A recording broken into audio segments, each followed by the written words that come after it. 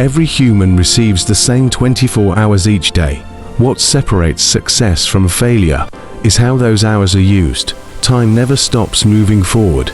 Once a moment is gone, it can never be recovered again. Distractions slowly steal valuable hours, replacing progress with wasted effort and lost opportunities. The first step to using time wisely is setting clear and meaningful goals for your life. Your morning sets the tone for the entire day. Start your day with purpose and focus. Planning your day gives structure to your time and helps you stay in control of your activities. Focus on the most important tasks first, because they create the greatest long-term results. Deep focus allows you to complete work faster and with better quality. Taking short breaks refreshes your mind and helps you maintain strong mental energy. Use part of your day to learn something new. Knowledge strengthens your mind every day. Physical activity improves brain performance and gives you more energy throughout the day. Limit unnecessary phone and social media use so your time remains productive. Spend time with people